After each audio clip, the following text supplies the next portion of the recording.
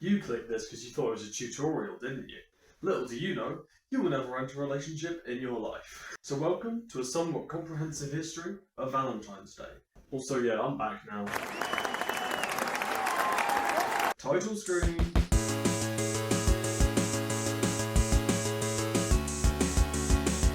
Valentine's Day, also known as the Feast of St. Valentine, was named after an actual guy named Valentine. Or actually, not to get it twisted, one of the guys called Valentine. That's right, there were loads of them. In particular, there are two that get celebrated on the loving day of our Lord, February 14th. And they are Valentine of Rome, who if you couldn't hack it was from Rome, and Valentine of Terni, who is the actual St. Valentine from the feast. Interestingly, both got buried on the same road after being martyred, the Via Flaminia, which is also where Constantine the Great once saw a celestial vision, which told him to conquer the Roman Empire and turn the whole thing Christian. There was actually a third Valentine that got martyred in Africa, but no one cares about him, so there's that, I guess. As Valentine was a Christian martyr, most of the people who traditionally celebrate his day are also a Christian, and they've all managed to agree that the date for celebration should be February 14th. That is, except for the Eastern Orthodox Church, who celebrate it twice, once on July 6th, and again 24 days later on July the 30th. To finally give both of the relevant Valentines their own day. Not very orthodox, but maybe that's to teach us that kindness is a rare but beautiful thing. Amazing grace, how sweet the sound. But this is not what we know Valentine's Day for. We know it for being the day of love, romantic companionship, and of all the good shit being sold out of Poundland for 2 weeks.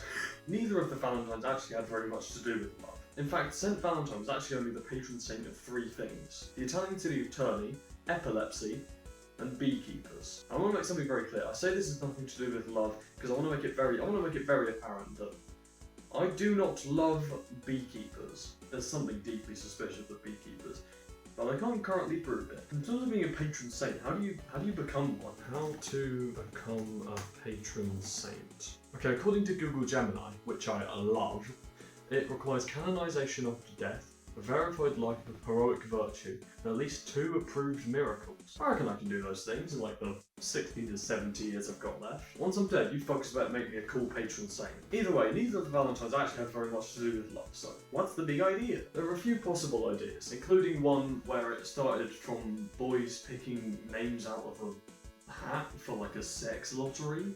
I don't know what that means, but I didn't research too much into that one. So do your own research on that, because that also might not have happened, apparently. Who would make that up, though? The first piece of verified information we have linking Valentine's Day to love is in the poem Parliament of Fools by Geoffrey Chaucer, which he wrote to commemorate the first anniversary between 15-year-old Anne of Bohemia and King Richard II of England, who is shockingly also 15, and knowing history, that is a big surprise. The actual first time that February 14th was announced as an official day of celebration was in a charter by Charles VI of France, called the Charter of the Court of Love. How romantic. And that's right, celebrating Valentine's Day was originally a French idea. I'm glad I never bothered.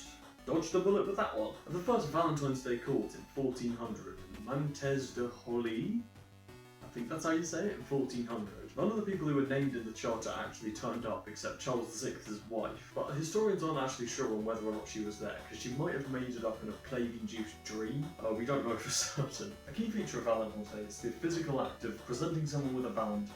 You know, some kind of like poem or message to the one you truly love. The earliest one we can find dates back to the 15th century and was written by the Duke of Orleans to his wife from behind bars in the Tower of London. But it's written in French, and despite what popular belief would have to say, I don't speak that language. So the earliest one we can find written in English was written in 1477 by Marguerite Bruce. Marguerite Bruce what? Probably love. Directed towards her husband, John Paston. An early mention of Valentine's Day itself can be seen in Shakespeare's Hamlet, where it talks about how tomorrow is Valentine's Day, and a maid at your window to be your Valentine. This shit was all said by the character of Ophelia.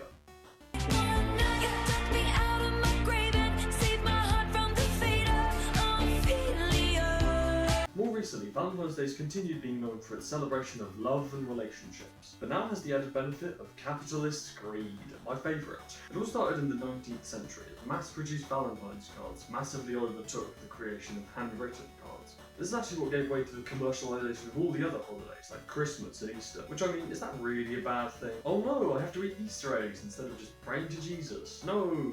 Yeah, overall I think Valentine's Day is a good thing. I like it. If you know how most of its modern day hype comes from little men in offices pushing you to buy their child labour produced chocolate that's now shaped like a heart, It's quite sweet. It's quite a sweet thing. Niche David Bowie reference. You know what? And you know what else is a sweet thing? Pressing the subscribe button, you lonely fuckers. I'm re-recording this because it's fucking broke.